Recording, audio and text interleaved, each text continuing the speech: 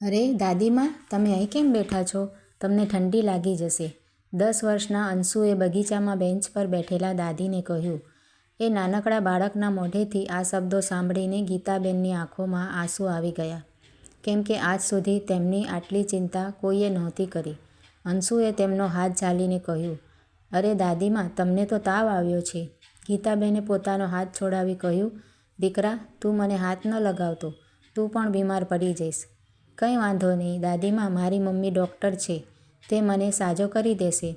તમે પણ ઘરે ચાલો, મારી મમ્મી તમને પણ સાજા કરી આપશે. અંશુએ ગીતાબેનનો હાથ ખેંચીને કહ્યું. ત્યારે ગીતાબેને પૂછ્યું, બેટા, તારું નામ શું છે? અંશુ બોલ્યો, ઓહો દાદીમા, તમે તો મારું નામ રાખ્યું છે અને તમે જ ભૂલી ગયા? તમારી ઉંમર થઈ ગઈ છે એટલે તમે ભૂલી ગયા હશો.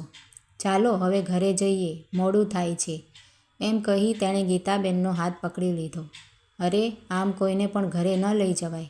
તારા મા બાપ તને શોધતા હશે, તું ઘરે જતો રહે. ગીતાબેને અંશુના માથે હાથ ફેરવતા કહ્યું. આ સાંભળીને અંશુ હસવા લાગ્યો. શું દાદીમા, તમે તો મને પણ ભૂલી ગયા.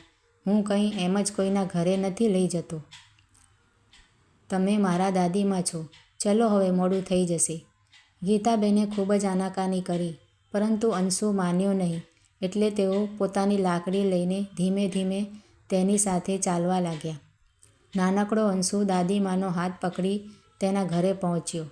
દરવાજો ખોલતા જ સામે તેના પપ્પા ઊભા હતા. અરે અંશુ, તને કેટલી વાર કહ્યું છે કે એકલા ક્યાંય નહીં જવાનું? અંશુએ દાદીમાને કહ્યું, તમે અહીં ઊભા રહો, હું પપ્પાને બોલાવી લાવું છું. દરવાજા પાસે ઊભા ઊભા ગીતાબેન વિચારવા લાગ્યા કે મારે આમ અંદર ન જવું જોઈએ. જો મને કોઈ કાઢી મૂકશે તો?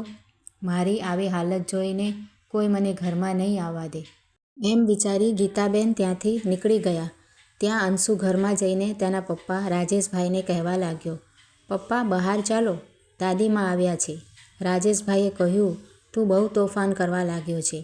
તને કેટલી વાર કહ્યું છે કે દાદીમા ભગવાન પાસે જતા રહ્યા છે.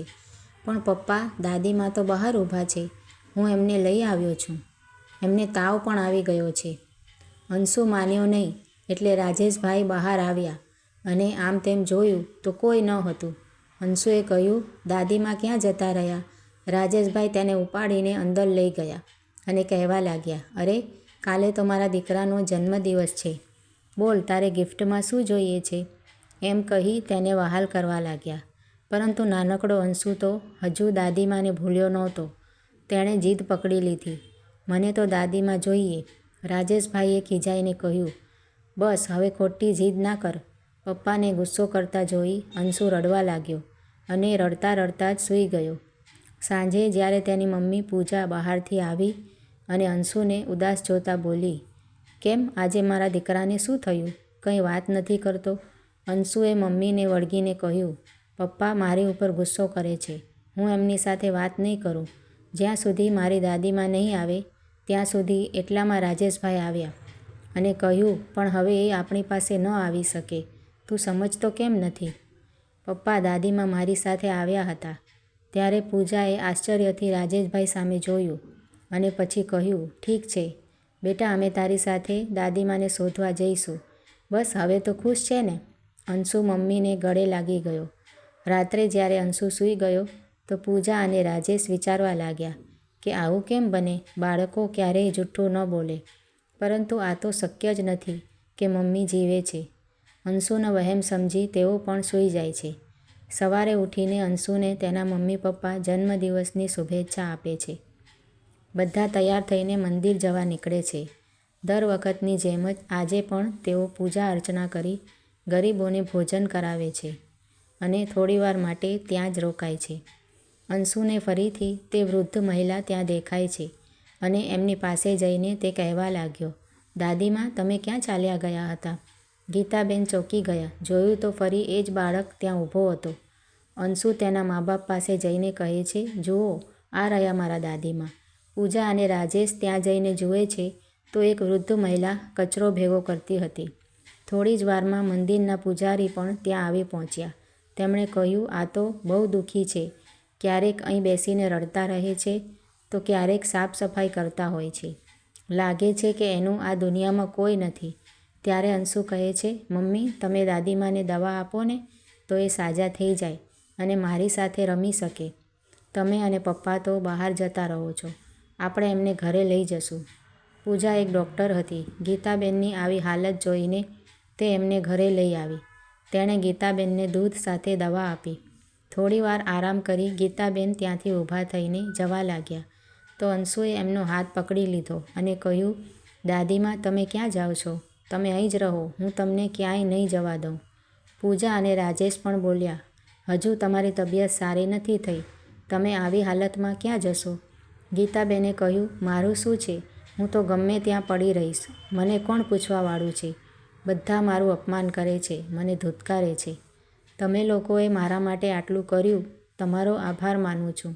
ભગવાન તમને સુખી રાખે, એમ કહી તેઓ બહાર જવા લાગ્યા. પૂજાએ એમને રોકતા કહ્યું, તમે જ્યાં સુધી સાજા ન થઈ જાઓ, તમે અહીં જ રહો. અંશુ તમને દાદીમાં કહે છે એ તમારા વગર નહીં રહે. અંશુએ ગીતાબેનને રોકી લીધા. થોડાક દિવસો ત્યાં રહ્યા પછી ગીતાબેનની હાલતમાં ઘણો સુધારો આવ્યો. ટાઈમસર જમવાનું અને દવા લેવાથી તેઓ તંદુરસ્ત થવા લાગ્યા. અંશુ પણ એમની સાથે ખુશ રહેવા લાગ્યો. તેઓ તેને સારી સારી વાતો શીખવતા. એક દિવસ બધા બેઠા હતા ત્યારે પૂજાએ ગીતાબેનને પૂછ્યું, માજી તમારો પરિવાર ક્યાં છે? તમે અહીં કેવી રીતે પહોંચ્યા? ગીતાબેને કહ્યું, હા બેટા, આજથી 3 વર્ષ પહેલાં હું અને મારા પતિ રમાકાંતજી તીર્થયાત્રા કરવા માટે નીકળ્યા હતા અને ત્યાંથી પાછા ફરતા રસ્તામાં જ અમારો ભયંકર એક્સિડન્ટ થઈ ગયો હતો. મારા પતિ ત્યાં જ મૃત્યુ પામ્યા અને હું અભાગણી બચી ગઈ. મારે એક દીકરો વહુ છે. એમને 2 સંતાન છે. જ્યાં સુધી મારા પતિ જીવિત હતા ઘરમાં બધા હળીમળીને રહેતા હતા, પરંતુ એમના ગયા પછી મારી વહુ મારી સાથે બહુ ખરાબ વર્તન કરવા લાગી. એક્સિડન્ટમાં મને ઈજા પહોંચી હોવાથી હું કંઈ પણ કામ કરી શકતી નહીં.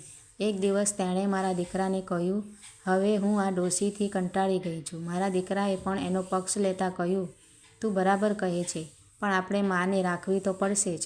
અને ત્યારથી તેઓ મને દુઃખ આપવા લાગ્યા. મને 2 દિવસ સુધી ખાવાનું ન આપ્યું.